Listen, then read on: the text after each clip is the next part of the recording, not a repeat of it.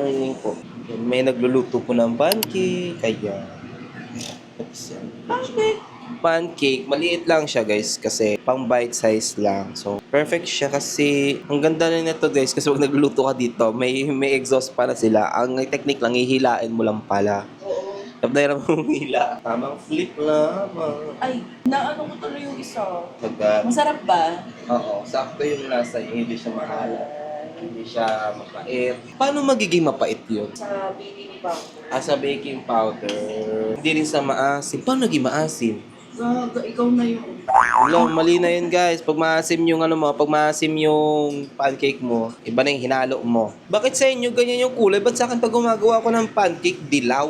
Ang nakakalito dati kasi pag nagluluto ko ng ng ganyan, hindi ganyan yung lumalabas. Dilaw. Alam mo yung dilaw na nilalagyan ng margarine. Ganon. So, Kasi mga oo. Natuto kasi ako sa nanay ko magluto ng ganon. Tapos yung kanya, nilalagyan niya ng kulay na food coloring, yung orange.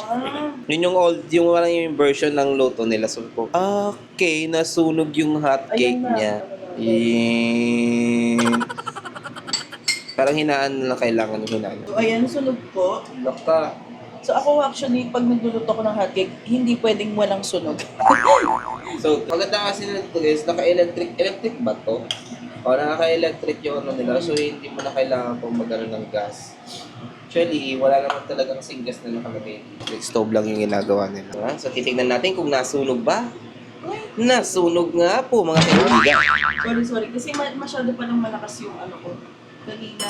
Yun ang mahirap pag electric eh. Kasi hindi mo matansya yung ano. Yung lakas ng Oo. Yung power ng heat.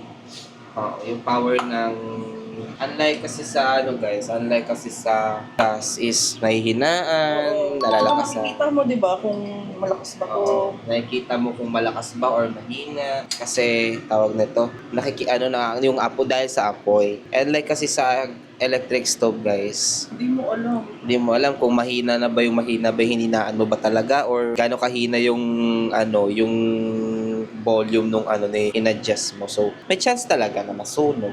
Napunta natin si Chico dito. So, ganito guys yung eksena dito pag umaga. Lalo kapag mga pahapon na. Ayan. So, ang katapat natin is yung mga buong building din dito. Actually, napapansin ko parang iilan lang yung mga tao nakatira dito. Siguro dahil nga marami na din nagsi-uwian. Parang dati kasi ang daming Chinese dito na nakatira. Pero siguro dahil nga nangyari pinauwi na yung iba. Napansin ko kakunti na lang din yung mga tao dito. And more on renovation din yung ginagawa. Nada dito guys kasi tahimik din. Ang maingay lang is yung mga nag-aayos ng bawat unit. Ayan, nandito tayo. Tapos ang ganda dito guys. Malapit lang din tayo sa swimming pool. Ayan. So, nasa second floor pala yung swimming pool nila. Kasi nasa third kami eh. And meron din sila ditong, tawag nito, playground yun sa may unahang banda. Ito ay exercise. Pero may nagtapo ng basura doon, no? Like, baso ata yun siya. Grabe naman. Ayan. Nasa second floor pala yung guys, yung pool.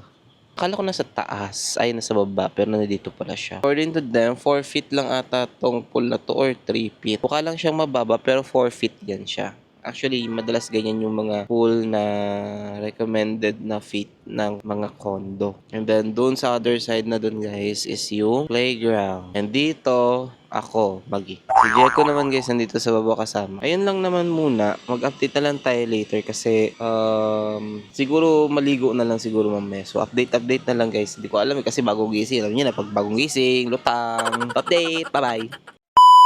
Hi guys! Welcome again sa aking channel and yes, for today's video, tayo po ay magkakaroon na po ng panibagong segment. Hindi ko na alam kung anong segment to pero more on cooking segment to. So help me na pangalanan itong segment na to at para magawa natin to siya every week. Gusto mo every week, no? Yeah. So, by the way guys, good morning everyone. Yan. Magandang umaga sa inyong lahat and sa mga nanonood natin dyan all over the seas. Masyadong over sa energy, no? So, ayan, dito tayo ngayon sa condo ni Jeko para magluto ng ating agahan. And syempre, ang agahan ay importante ito sa atin araw-araw dahil ito ang unang nagbibigay sa atin ng sustansya at lakas para tayo bumangon at para tayo pumasok sa trabaho dahil hindi po tayo anak ng kontraktor. Hindi, eme lang yun guys. So for today's video, magluluto tayo ng ating favorite. Yes, walang iba kundi ang sinigang.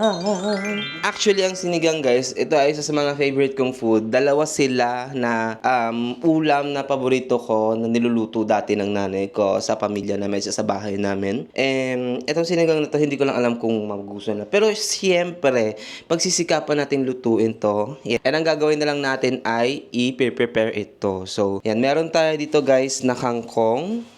Yan. Meron kasi kaming nadaanan kagabi na tawag neto grocery store, and yan, nag-decide kami na magbili na lang doon dahil nga wala namang palengke dito sa part ng condo ni Jeco dahil syala-syala nga naman talaga. And nasa Manila tayo. And ayan, talong, dalawa, kangkong dalawang balot. Pinagkaiba lang nila sa palengke kasi kapag bibili ka ng kangkong is maramihan. Dito kasi 4 lang ata, 5. May 4, may 5 talbos. Syempre, hindi rin tayo mawawala ng sitaw na isang balot and siling haba. Hindi siya ganun kaanghang, pero ito kasi siling haba guys, magbibigay kasi ito ng siya ng slightly na anghang or yung katamtamang anghang lang. Kumbaga parang panandalian mo lang matitikman. Tapos, syempre, hindi rin mawawala ang baboy. Ayan, tumutulo siya guys kasi ano ko na siya, dinipros ko na siya kanina para dala-diretso at hindi na matigas ikat. So, ayan. Ano siya, nakakat na siya, already cut. Doon din to nabili natin sa grocery.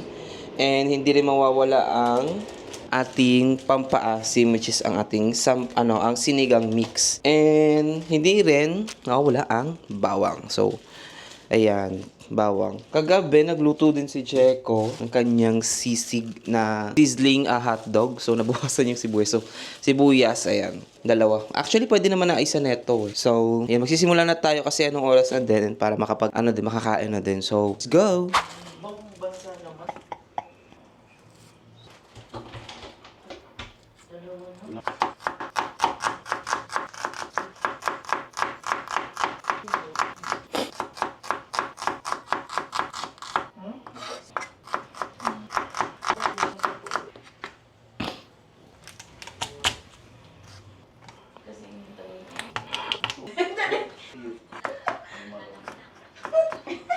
Hello guys, dahil nga nandito tayo sa condo, so bubuksan natin tong mic natin para at least, di ba, marinig nyo pa rin ako kasi meron ditong exhaust fan. Ang kagandahan sa exhaust fan dito guys kasi hila siya.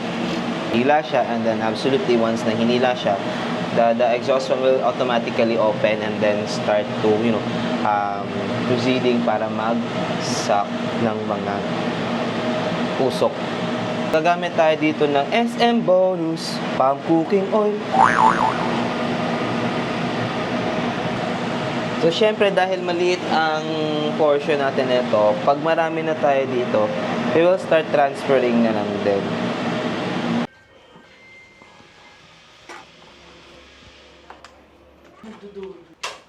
Sabi mo na.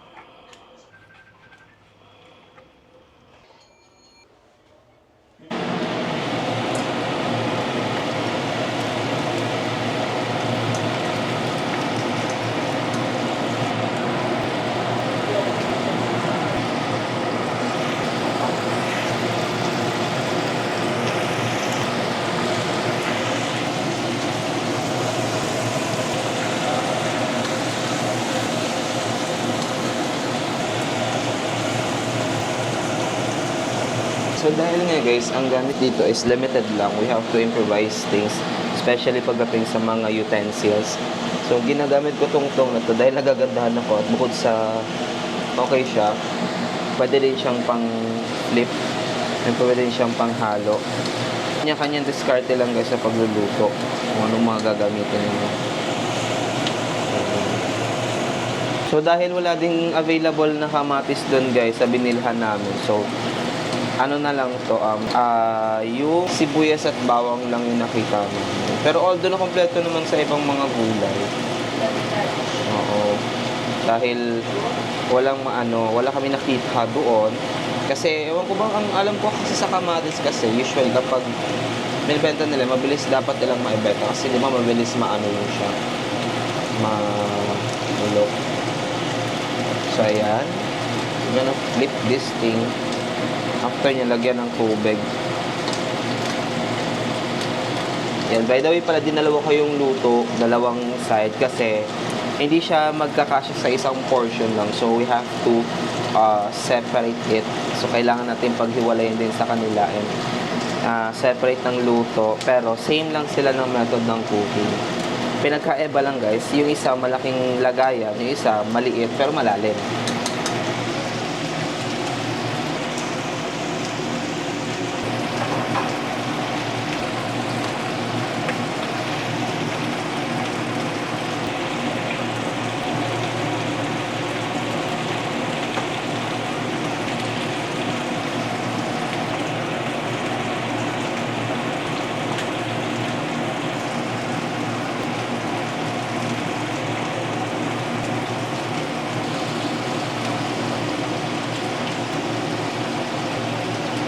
Walang bulok.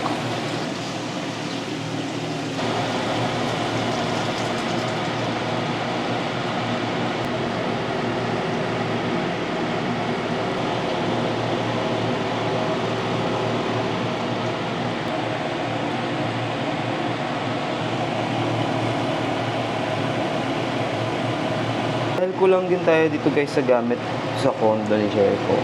So, ang gagawin kasi talaga natin is mag-improvise tayo hanggat maaari. Kasi, syempre kung hindi ka naman hahanap ng paraan, so, ano mangyayari? And that's why, sabi ko nga, hanggat maaari, kung po pwedeng hanapan ng paraan, po pwede.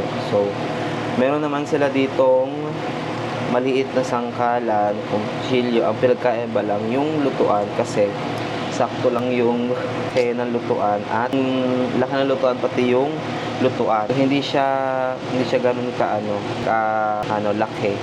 As in swak na swak lang siya doon sa lagayan. So I think pinag-isipan din 'yan or talagang kinonsider. So tapos na tayo guys mag-prepare ng mga veggies na ginagamit pang buhok natin na bakit talaga natin pag bagong gising? Diyos ko po. Ayan. So, please don't mind my bigote.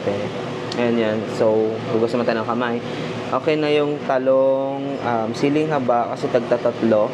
And, hugasan naman natin siya. And yung sitaw. Meron din tayo ditong water spinach.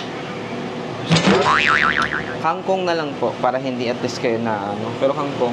So, ang stove kasi dito sa condo guys is hindi talaga siya kagaya ng stove na meron tayo sa regular na bahay. Usually kasi ang ginagamit kasi dito is more on electric. So therefore, pag may mga luto kayo talaga na kailangan ng lutuin, kailangan nyo talagang i-on na siya right away, agad-agad. Kasi mahina yung process niya at the same time, yung heat kasi niya is talaga matagal siyang tawag nito, uminit. So, kailangan nyo guys talagang iinit na ito. Kagaya nito. So, sagad kong sagad. And, lagay kong lagay. Don't know kung kasya ba to. So, maglalagay na tayo nito kasi improvise, kulang tayo sa gamit. So, asa nagluluto, hanapan natin ang paraan. So, hindi lang dapat kailangan laging wag na lang or di kaya kapag wala na talaga or kulang, wag na lang ituloy. So, bilang ngayon, maparaan ka, kailangan nating hanapan ng way. Lalagay na tayo na tong sinigang mix kasi nga kumulo na. Pero bago yan, meron tayong dito gagawin kasi syempre di ba para at least hindi tayo maboring. So magbasa muna tayo ng mga comments mula sa ating mga viewers sa ating huling vlog na na-upload. And yes, as I can see, yung nagbabasa din ako nakaraan. Nakakatuwa kasi nga more on. So ito ay mula sa ating huling upload na new housemate. Ayan, ang sabi dito ni VJ1148. Ayan, sabi niya dito, in fairness, Balong, ang ganda ng quality ng content mo. Recent. Talaga ba? Wow! Ano lang siguro, dahil siguro sa pinag-iisipan ko ni kada words at the same time, yung ginagamit nating devices, like yung camera, ayun, tsaka yung setup. Medyo maliwalas kasi yung loob ng bahay. Ito, ang sabi naman dito ni Anilin Alcantara Vlog. Sabi niya, Jericho is the best housemate. Hati kayo sa rent as well, but separate food, grocery, pahinga pag may time. Actually, yes, consider naman din yun siya. Pero, I don't know kasi Jericho kasi may sarili din siyang tinatawag na to. Decision din. But for me naman din kasi, open naman din kasi ang bahay para sa kanya for my sleepover. Di kaya magawa siya ng content. So, it's up to him naman din. Ayan. Ang sabi naman dito noon ni Rhea Pearl 2732.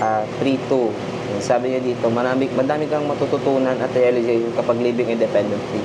Be practical and save up kasi ikaw lang ang responsible for rent and bills. Adulting is hard but it will make you stronger. Keep learning and loving.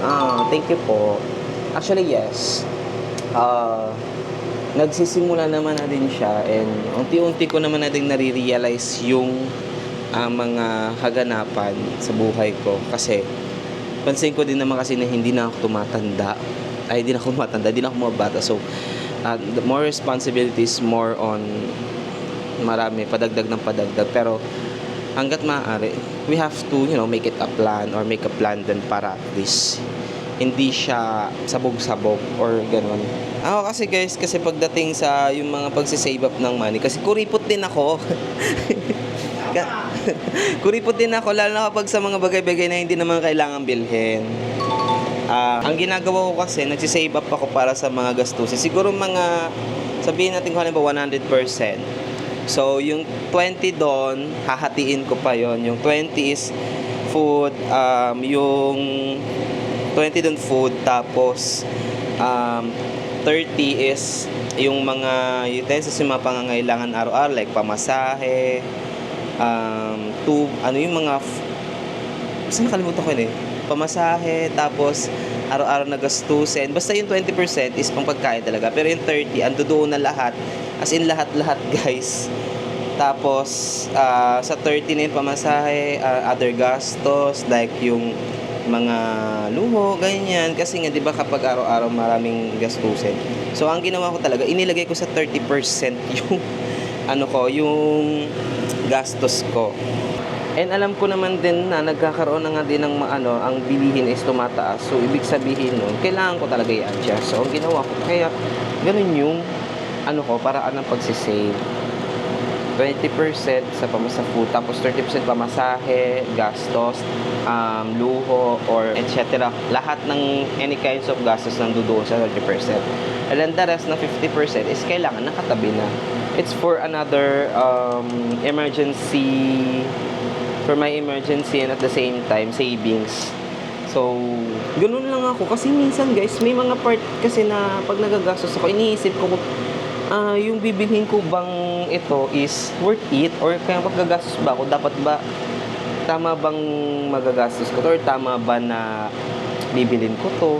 Kasi minsan sila nagagalit din kasi sinasabihan nila ako na bumili ka na kasi, ganyan-ganyan. Pero sinasabi ko naman sa sarili ko na meron naman doon, meron pa. Hindi naman, tawag nito, hindi naman kailangan pa yan sa bahay. I-comment nyo nga yan. So at least baka makakuha tayo ng idea kung papaano. Kasi ako, ganun kasi yung part ng savings or baka siguro mali-mali yung ko, or baka mayroon kayo may advice. Comment yan guys. So, maliit ang portion niya, so dapat kalahati lang na to. Kasi nga, yung sinigang mix natin guys is ganito kalaki. And sa other side, itong pot na ito, kailangan natin siyang i-adjust kasi once na dinamihan natin, mag-over lang yung asin niya. Hindi na ma-appreciate yung lasa. So, gaya nga na sinabi ko, magtansya-tansya at the same time, hanapan ng paraan kapag alam mong lihado. So,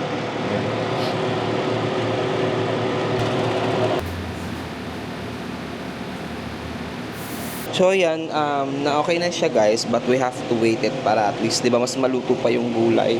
And as I can see here, hininaan naman na natin yung yung heat ng electric stove para ang wini-wait na lang natin dito is yung maluto yung gulay. So, unfortunately, kulang tayo sa ibang mga recados like radish and kamatis. Pero syempre, 'di ba, kailangan din natin talagang hanapan pa ng paraan. So, for me kasi guys, kapag kulang, hindi naman ibig sabihin na kulang, wag mo lang itutuloy. So, it's up to you kung paano mo dedeskartehan ang lulutuin mo. Kasi nga, kagaya ng sabi na sa akin ng tatay ko, kapag kulang, hanapan mo ng paraan. O di kaya, paano mo siya magagawa na kagaya pa rin nung na walang yung kulang. So, sabi ko, hanapan ng paraan. So, ayun, hinahanap natin ng paraan kasi dalawa yung burner natin. So, dalawa lang nilutuan natin.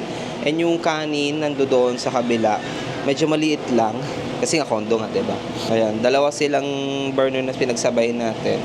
Although yung isa, ito kagaya na to guys, itong isa is in-adjust natin yung dami ng sinigang mix kasi kapag sobrang dami na kagaya na to, is hindi na siya ma-appreciate kasi magiging sobrang asim na siya.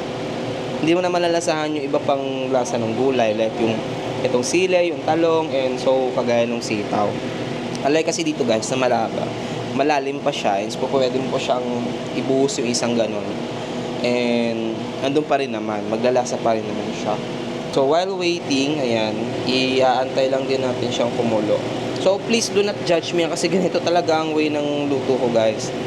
Pag nagluluto ko, inuuna ko lagi din ang sibuyas, kasunod ang bawang, after ng bawang is yung baboy.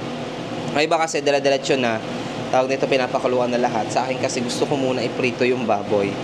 Or something na kung ano man ang karneng ginagamit.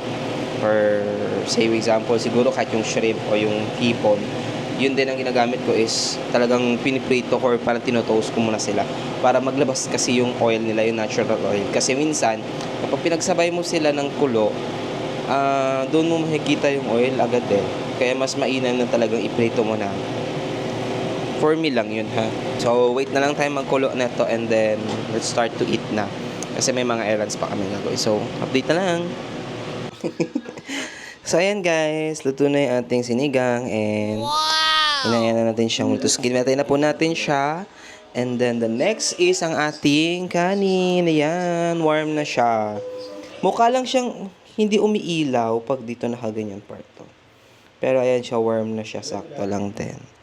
And then, let's see kung lumuluto na ba. Okay na siya guys. So okay na siya. So excited, let's go na. Kasi saktong 12 na, makakapag ano na tayo, lunch na. So, let's dig in. Ayan, ayos lang muna natin ang buhok natin para maging isang JP Rizal Avenue.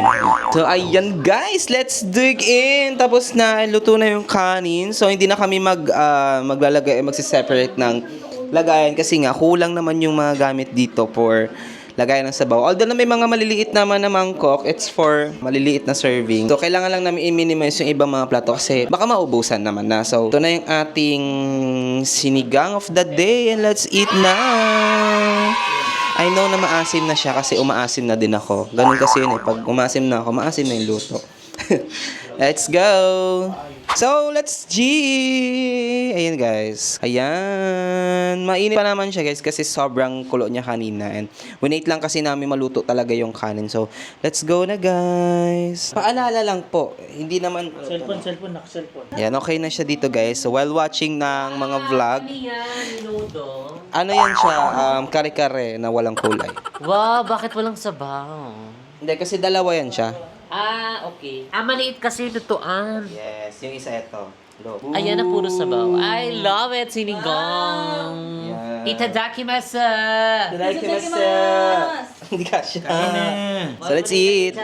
Ang ganda talaga ng ng ganitong lamesa. Perfect siya. Yes. Paano yan? Dalawa ata kung nasa ilalim kayo. Ayan, so pasensya nyo na guys kasi yung pwesto namin is Oh my God! So this is it guys! Ayan guys, so hope you enjoy my lunch for today. Yeah, sinigang. Slow clap para kay Balong, guys. Ay, so talaga show. Yeah, tikman nyo na guys kung ano mang ano niya. Kung anong lasa. Kuha Japan. Itadaikimasu! Ikei daikimasu. Itadaikimasu.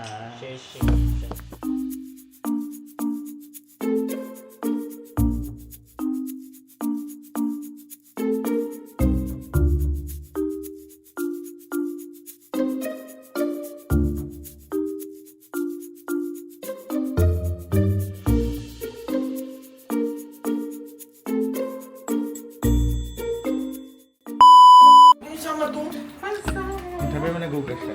Go, Long. Sabi mo nagugas. Sabi mo nagugas siya. Subscribe ba? Hindi, ano lang. So, ganito kami sa bahay, guys. Sa gaano kami. Si isa po dito walang contribution. Kumain Ito lang. kami dito guys sa bahay na ito. Sa lahat po ng mga tao dito ay nagko-contribute. Hindi po namin ito inoobliga, hindi po namin pinipilit.